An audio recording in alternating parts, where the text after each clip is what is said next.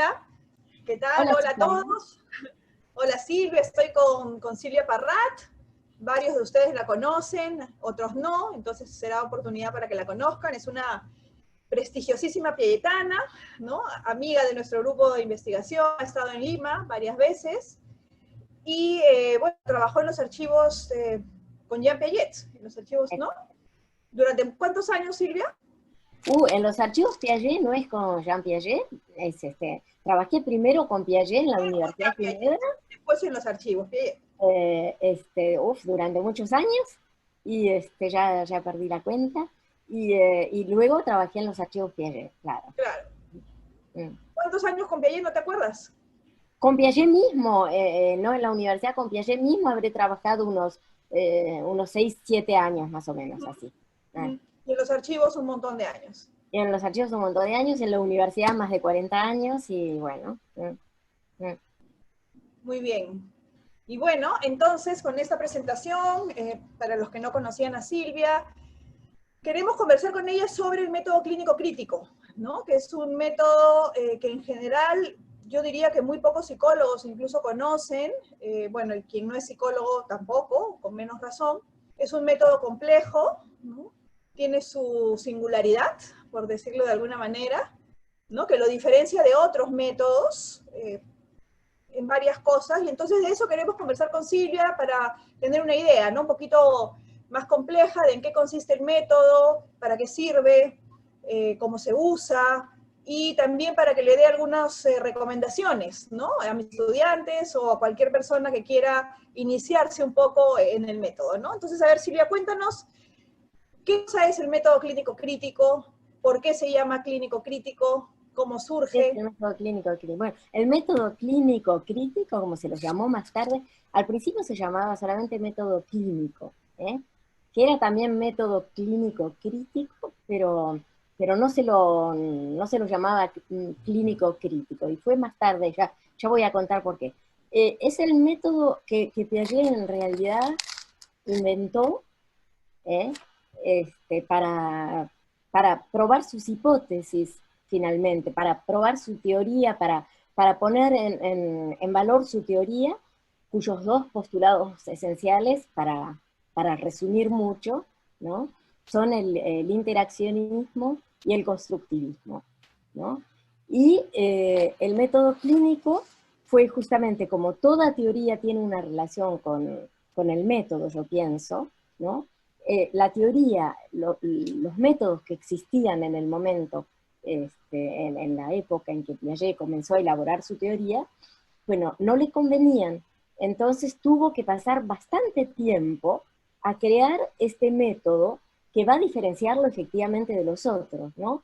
Porque en realidad, como lo has dicho muy bien, es un método complejo, pero no parece complejo, parece muy, muy simple. Fácil, ¿no? Muy fácil parece, porque es una conversación con los niños que se tiene, ¿no? ¿Y quién no sabe conversar con los niños?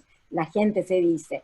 Cuando en realidad es bien difícil, es realmente bien difícil conversar con los niños. Y exactamente en este sentido del método clínico, en donde Piaget quiere mostrar justamente este interaccionismo, es decir, que el conocimiento no es ni interno ni externo, sino el fruto de una interacción entre el sujeto y el medio, y el constructivismo, lo cual significa que el conocimiento se construye. O sea que lo que se adquirió antes es necesario para lo que se va a construir después. Y lo que se adquiere ahora va a integrarse en lo que va a venir después, y va a integrar los conocimientos que se tuvieron antes, ¿no? O sea, que el conocimiento se construye progresivamente, ¿no? Y estas dos hipótesis, Piaget quiere probarlas, quiere mostrar, y va a utilizar este método clínico para mostrar cómo se construye el pensamiento del niño. ¿Me entiendes? En realidad es eso lo que quiere mostrar, cómo se construye el pensamiento del niño, ¿no? ¿Por qué mecanismos, por cuáles mecanismos va a construirse este pensamiento del niño? ¿Cuál es la estructura del pensamiento del niño? Y para esto inventó el método clínico, que es un ¿Cómo se le método. añadió el nombre de crítico? Porque cuando pasó a método crítico, Exacto. ¿Y por pasó en qué? los años 40, ¿y por qué se llamó crítico después? En realidad había un primer momento en el cual, por el cual se hubiese podido llamar crítico, porque ¿qué es lo que va a provocar este método desde el principio? Y allí va a llevar al niño a un punto crítico, es decir, a un punto de crisis, en donde el chico ahí va a estar un poco perturbado, porque o bien no sabe más qué decir, o bien va a repetir una cosa, o bien va a volver sobre lo que ya dijo, etcétera. Es decir, que no está totalmente ahí donde él debería estar, sino que está un poco perdido buscando, ¿no? Entonces, por eso lo llama crítico en el primer momento. No lo llama crítico, pero es crítico, ¿no?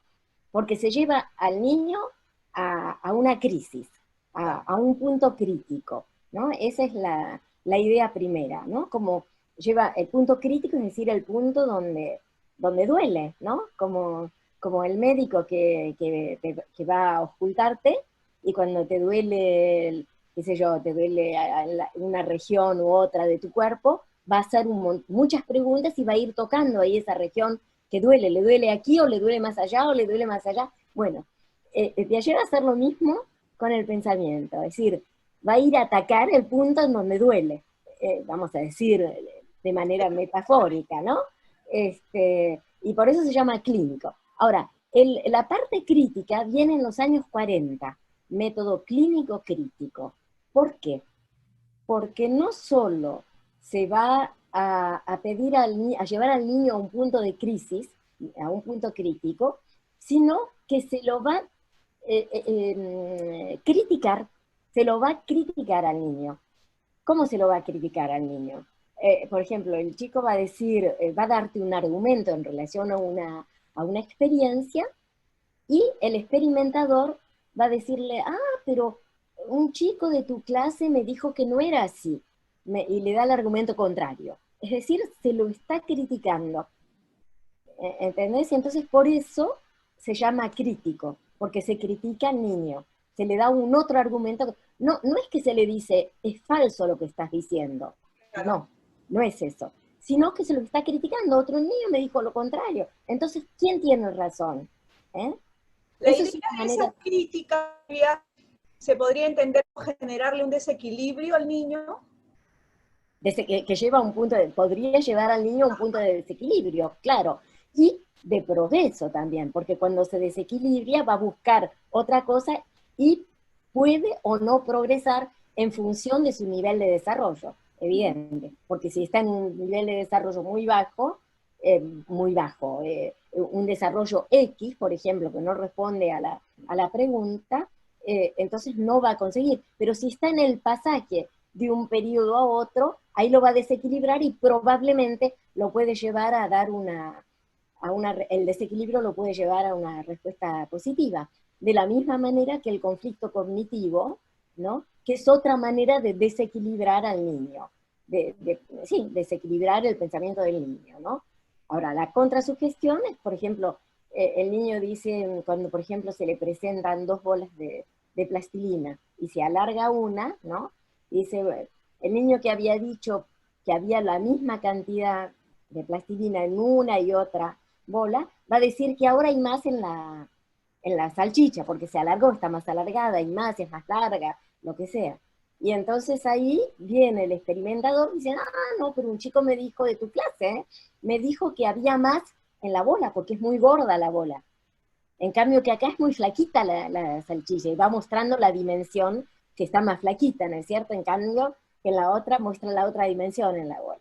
Y entonces el chico o bien no está de acuerdo y dice, no hay lo mismo, acá es más largo, bien pasa a decir que, sí tiene razón el otro chico, hay más en la bola de Patamutle. Y entonces se lo va a provocar de nuevo. Eso es una manera de provocarlo. Y también otra manera de criticarlo, de provocarlo o criticarlo, es con el material mismo, o sea, que también por eso también se llama crítico, el método, porque el material se va a volver crítico. ¿Cómo? Por ejemplo, tenés la salchicha y entonces vas a alargarla mucho, mucho, mucho, entonces se va a volver muy flaquita, ¿eh? Entonces el chico va a centrarse en la otra dimensión.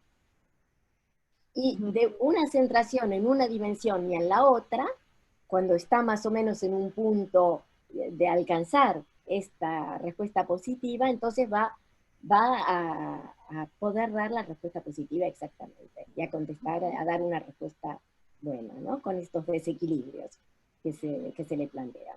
Pero en realidad Piaget lo hace para saber exactamente dónde el niño está en su nivel de desarrollo, ¿no?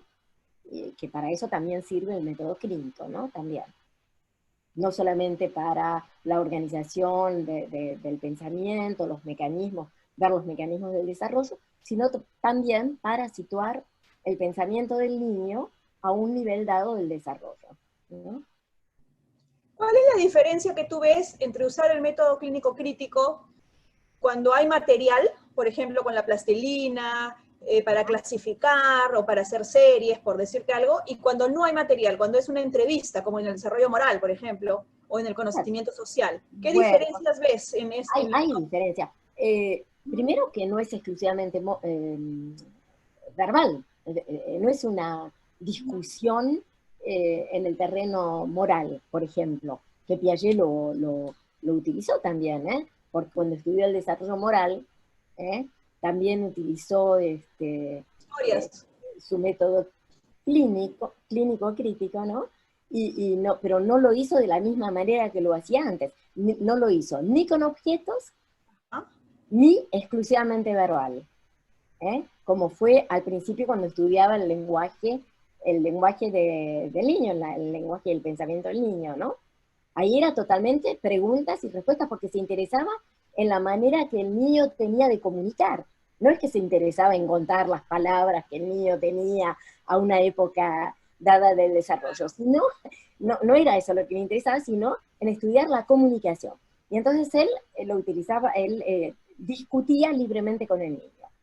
Ahora, cuando pasó a estudiar la moral, ya esto era otro tema. Entonces el método también tenía que modificarse un poco, es decir, qué situación le va a presentar, qué lenguaje va a estudiar. Entonces, lo que él hizo primero, no sé si recuerdas, es estudiar las reglas en un juego de reglas. Con canicas. Eso. ¿Eh? Y entonces, para ver cómo el niño introducía la regla en el juego, de qué manera, cuándo, cómo, a qué edad, en qué nivel, etc. Por un lado eso, y por otra parte, él introdujo los dilemas morales. Pero pequeñas historias, ¿no? Eso, sí, sí. Entonces, ahí cambia el material, pero evidentemente la discusión va a ser igual, va a ser libre, un diálogo libre con el niño, a partir de esos dilemas, que bueno, los dilemas, claro, son siempre los mismos, pero la conversación con el niño a propósito de esos dilemas va a ser, va a variar, va a ser libre, ¿no? Y entonces, bueno, ahí ya no precisa de objetos para este tipo de investigación. En cambio, que con una experiencia de física o de, qué sé yo, de conservación, como de conservación de la materia o de clasificaciones para poder ver cómo se hacen las clasificaciones, ahí se hacen las clasificaciones, está precisando de un material concreto. Este material concreto es interesante, ya vimos por qué, por ejemplo, en la conservación de la materia, porque puede volverse crítico también. Y lo cual es muy interesante, porque no es solamente lo verbal que hace intervenir en la discusión, sino que es el objeto mismo que está provocando respuestas en el niño, ¿no? Ahora, entonces, la cuestión es así, en función de la problemática que uno tiene, es evidentemente que el método no va a poder ser el mismo, porque, digamos, no va a poder ser el mismo exactamente, porque la discusión siempre va a ser libre con el niño, el diálogo libre, se va a intervenir, se van a provocar conflictos, se van a provocar contradicciones. Yo pienso que mismo si yo no hice experiencias con con conocimiento moral, yo pienso que se pueden introducir contradicciones, que se pueden introducir argumentos, contraargumentos y qué sé yo, o sea que el diálogo va a ser igual. Ahora, pero a partir de otro soporte, vamos a decir, ¿no? Eso es lo que me parece, pero evidentemente cuando uno se pone a estudiar un tema nuevo, tiene que conocerlo, pero muchísimo el tema, para saber, para imaginar qué tipo de material se va a proponer, para imaginar qué tipos de preguntas se van a hacer, etcétera. No es cualquier cosa, no es fácil, no es fácil, ese es el No, tema. yo diría que es muy difícil, y justamente la idea de tener este momento contigo es que tú nos cuentes un poco tu experiencia, nos des algunas ideas. Los psicólogos suelen estar más familiarizados con métodos que se pueden estandarizar, Claro. ¿no? Entonces, que son siempre los mismos, incluso viene con su Claro. manual y tú sigues ahí la consigna y, ¿no? Y lo dices de esa manera y no puedes variar. Y justo eso es lo opuesto al método clínico crítico. Evidentemente, eso es fácil, eso es más Es fácil. fácil, yo también pienso lo Pero mismo. después, para interpretar, no puedes interpretar nada. Lo único que vas a obtener son resultados. Uh -huh.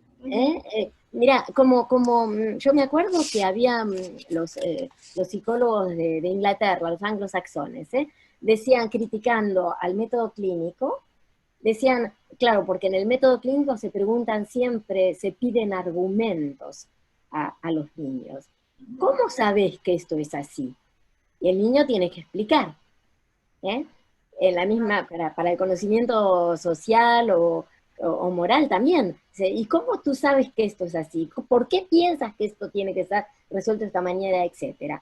Y los anglosaxones decían, pero no hace falta pedir argumentos, porque el niño va a dar una respuesta. Cuando le preguntas a un chico, ¿hay más plastilina o menos plastilina o lo mismo de plastilina en la bola o en la salchicha? Los niños de 4 años van a decir, para 80%, ponele, van a decir, hay más en la salchicha.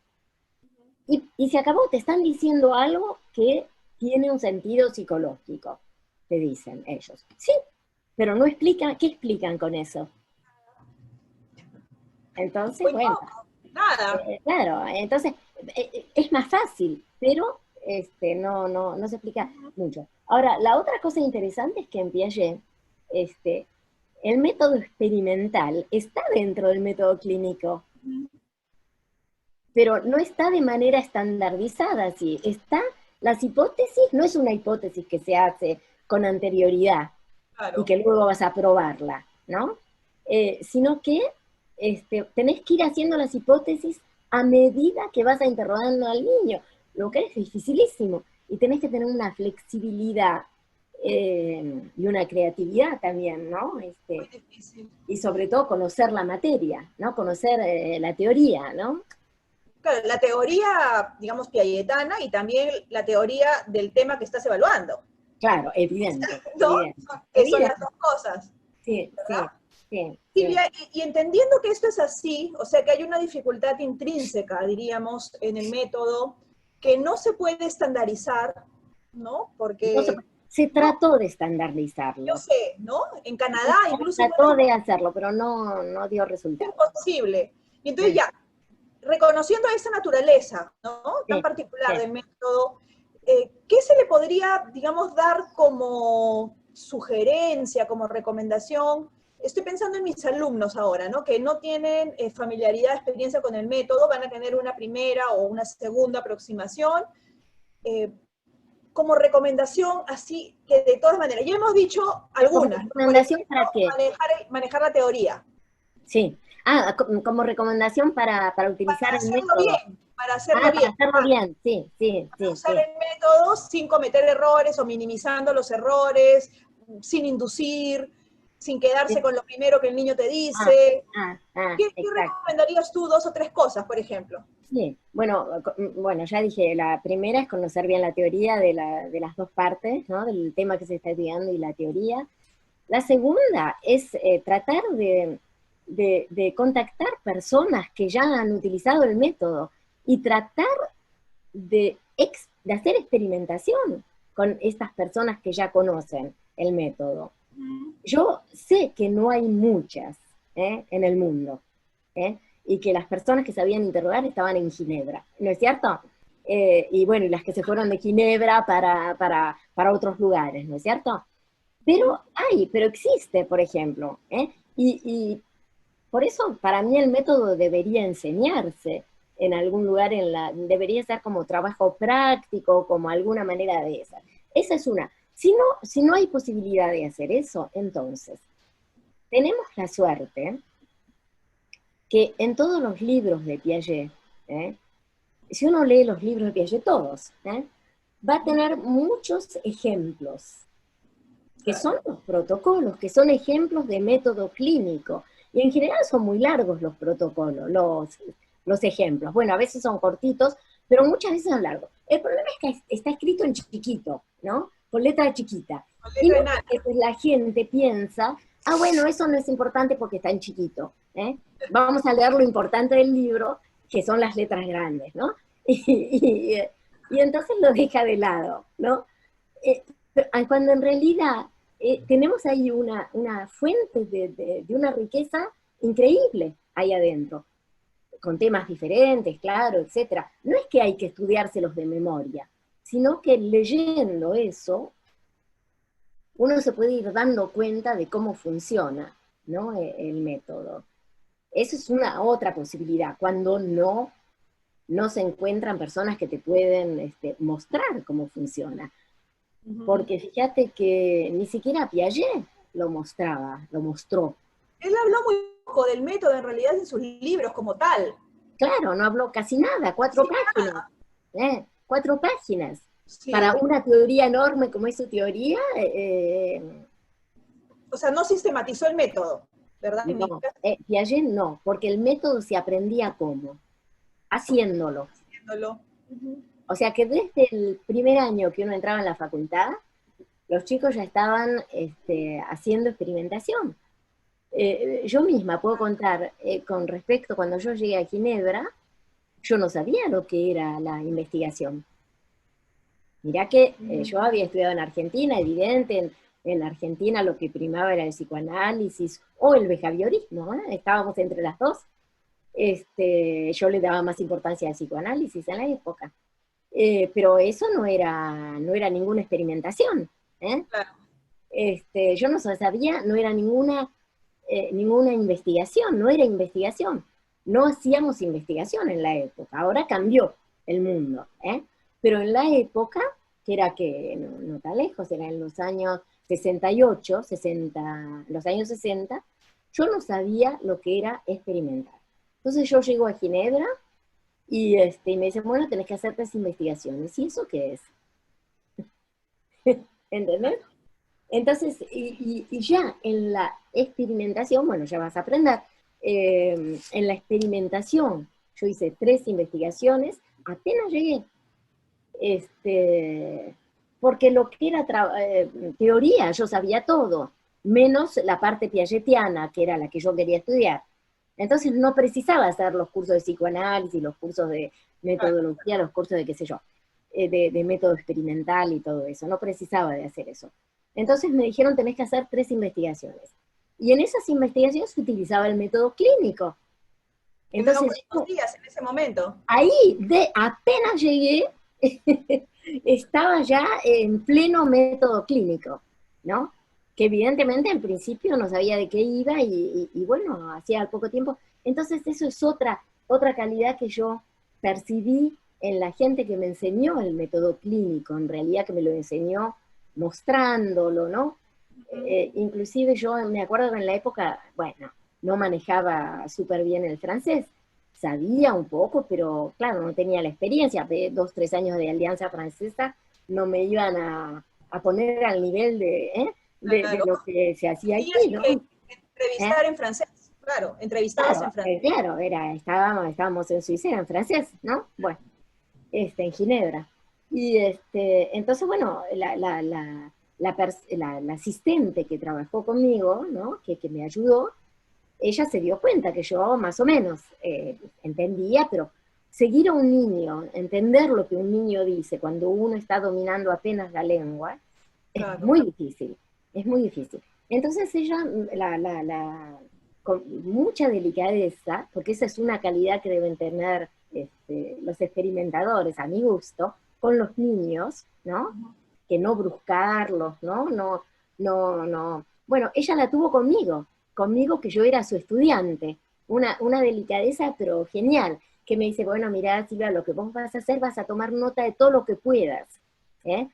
Y después vas a comparar, porque cuando interrogábamos así, hacíamos la investigación, éramos un grupo de 3 estudiantes más el asistente, ¿no? Entonces, los otros 2 estudiantes tomaban nota, eran suizos los otros, ¿no? Y entonces ellos me prestaban las notas que habían tomado, yo había tomado todas las notas y iba comparando, así, comparando lo que yo había hecho con lo que los otros habían hecho. Y así, poco a poco, al cabo de un mes, yo estaba interrogando. Claro. ¿No? ¿De un mes?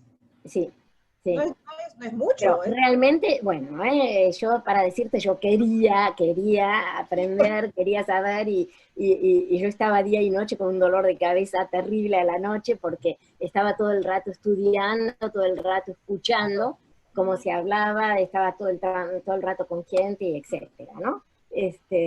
Pero bueno, con los niños era más difícil, y bueno, así uno se iba acostumbrando, y como hacía varias experiencias al mismo tiempo, bueno, esta persona realmente me enseñó, yo digo hoy, que fue la persona que me enseñó método clínico. Yo lo aprendí con esta chica, el método clínico, que es una chica que se llamaba Monique Jolet, que era extraordinaria, y que interrogaba, pero de una manera, pero con una delicadeza tal que vos ibas observando todo lo que hacía, era muy estimulante, ¿no?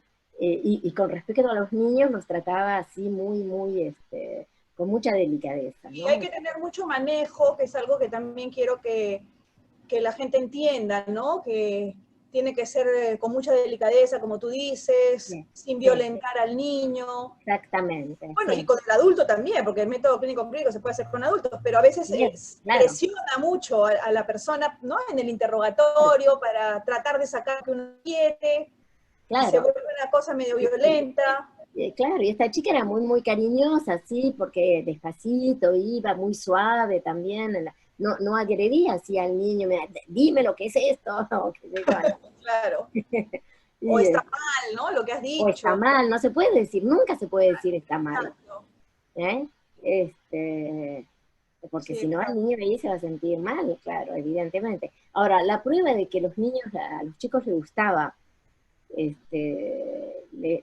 gustaba ser interrogados, vamos a decir, ¿eh?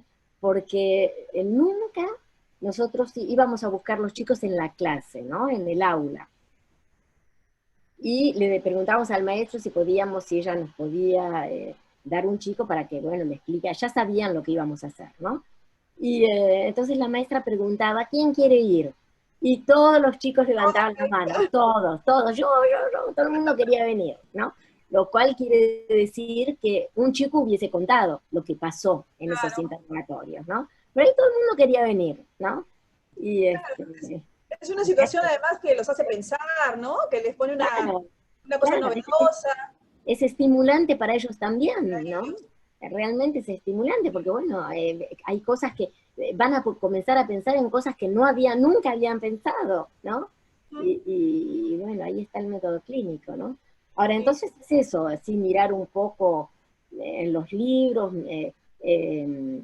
estar, sí, eso es otro consejo que hay que tener muy en cuenta, es saber qué es lo que se quiere buscar.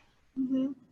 Porque el método clínico es, como lo dice Piaget mismo, ¿no? Es saber dirigir dejándose dirigir.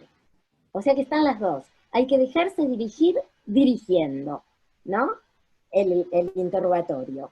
Pero hay que dejar que el niño también intervenga y te dirija en alguna manera, te haga cambiar de hipótesis. Como no es estandarizado el método clínico, el niño te va indicando cómo se puede cambiar. Pero para eso tenés que estar atento. Y tenés que estar atento a lo que vos querés, a lo que estás estudiando. Porque a veces se te va y hablan de cualquier cosa. Entonces ahí no va, ahí no se estudia nada. Una conversación con cualquier, ¿no? De cualquier cosa. Claro, claro. Entonces ese es importante como consejo, saber lo que se quiere estudiar, tener en cuenta las hipótesis que uno hizo, que pueden cambiar, no es ser rígido al punto que no, yo quiero estudiar esto, no puede. No, puede cambiar y pueden verse otras cosas también, al mismo tiempo que se está estudiando la hipótesis que uno enunció al principio, ¿no? Ese es otro consejo que me parece importante. Sí, sí, sí, sin duda. Estar atento, ¿no? Estar atento y no... Sí, y tener mucho manejo teórico, ¿no? Que es una de las cosas que a Tener veces ahora mucho se manejo pierden de teórico, vista, esa evidentemente. cosa de hacer todo más rápido y a No, veces ese la es el teoría no se tema domina y ahí nada funciona. y ese es uno de los problemas de la teoría de Piaget también, que exige mucho tiempo, hay que estudiarla, Hay que estudiarla. y bueno, hay que estudiarla mucho, y hoy en día me parece que no, la gente no está para eso, quiere hacer las cosas más rápido, qué sé yo. Sí, sí, ya no hay mucho espacio también. O sea, yo creo que un No hay piagetano espacio, interesado claro.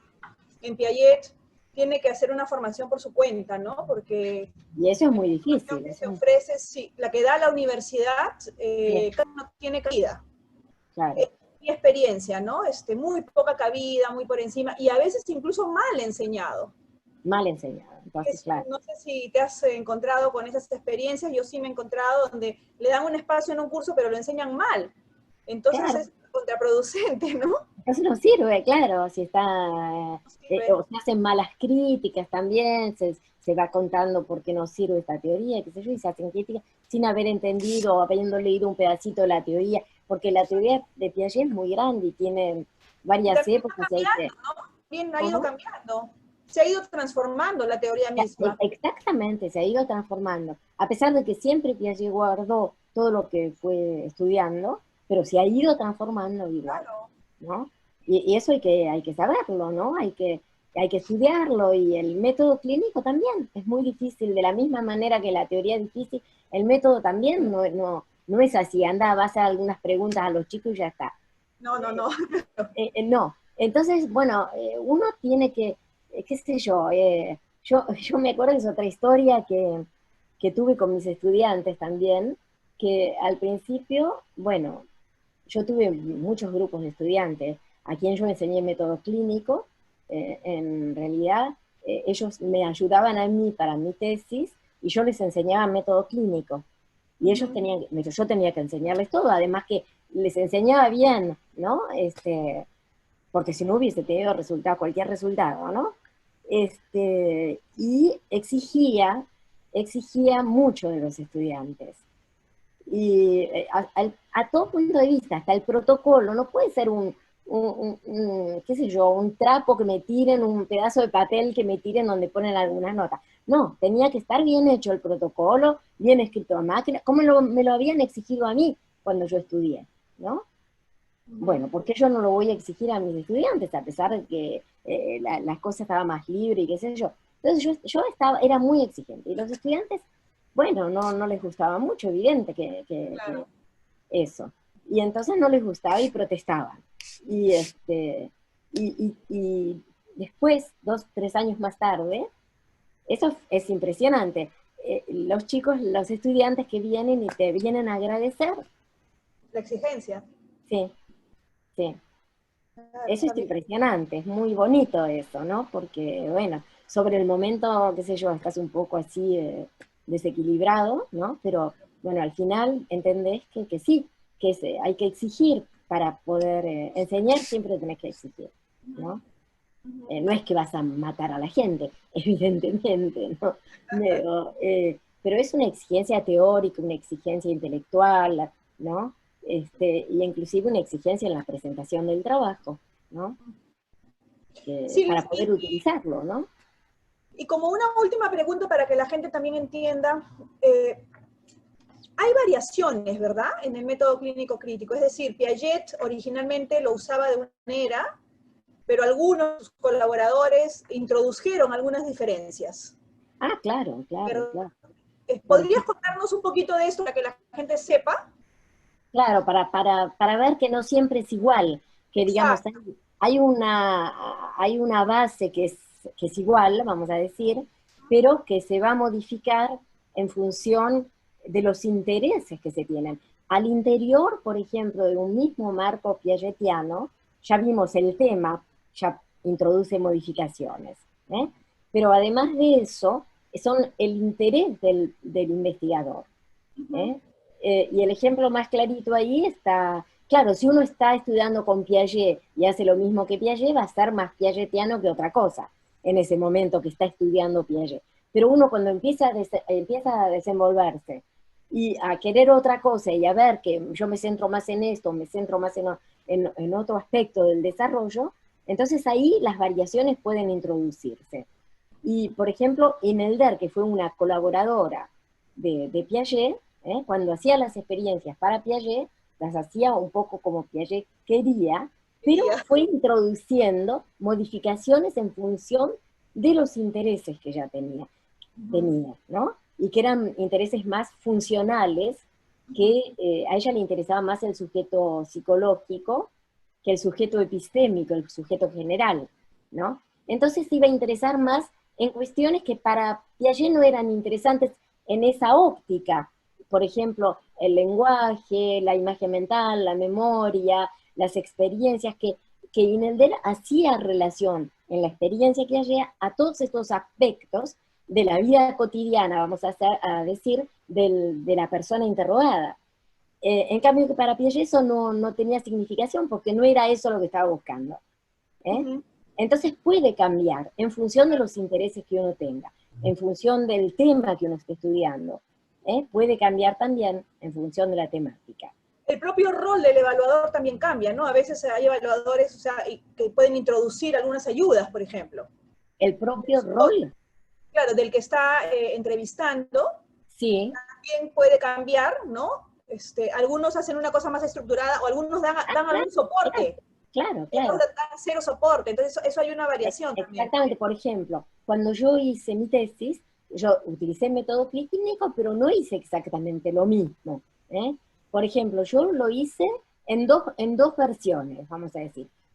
Primero, porque yo sabía que yo estudié la noción de mitad, ¿no? Y la mitad la podés obtener, podés tener la mitad de cualquier cosa, la mitad de una superficie, la mitad de un número, la mitad de una cantidad de líquido, la mitad de un rectángulo, etcétera. Podés tener la mitad de todo. Y cuando yo empecé a pensar eso, ¿eh? Y yo digo, bueno, yo en realidad puedo rehacer Piaget con la noción de mitad, ¿no es cierto? Pero no era eso lo que yo quería. ¿Eh? Estudiar Piaget en vez de estudiar el número, estudiaba la mitad del número. Pero bueno, no es eso lo que hice. Pero al mismo tiempo, como puedes tenerlo en varios dominios, ¿no? Esta noción de mitad, y no es en un solo dominio que puedes encontrarla, entonces yo me dije, tengo que interrogar sobre varias cosas, varias experiencias al mismo tiempo, ¿no? Entonces fue eso primero que tuve varias experiencias al interior no era una sola experiencia, sino varias experiencias al interior del interrogatorio, por un lado.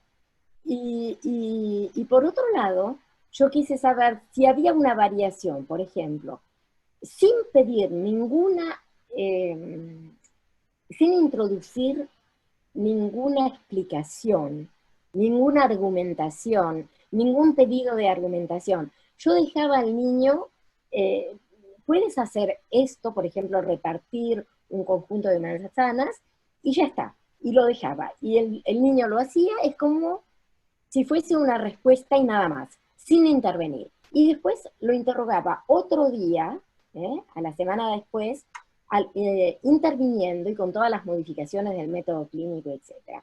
Y muy interesante de ver, ¿no? Cómo uno no te da muchos elementos y cómo el hecho de intervenir puede hacer crecer tú también, ¿no?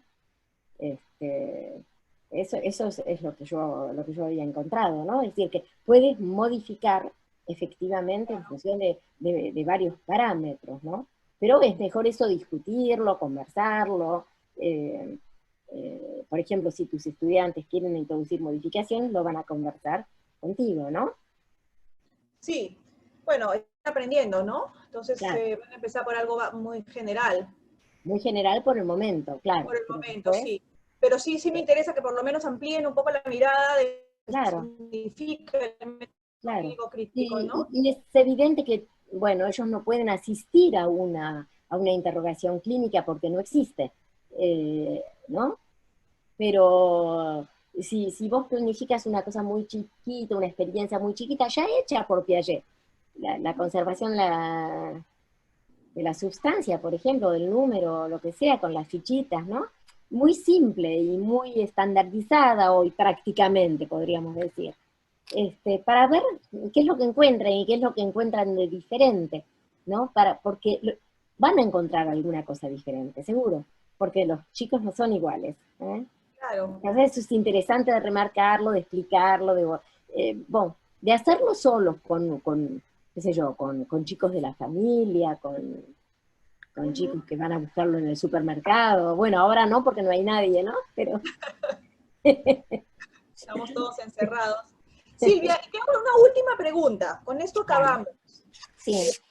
Mucha gente piensa que Piaget ya pasó de moda, que Piaget ya es obsoleto, que no sirve para nada, que para qué aprender esto, por ejemplo, y etcétera, ¿no? ¿Qué le responderías? O sea, ¿para qué sirve una evaluación clínica crítica, por ejemplo?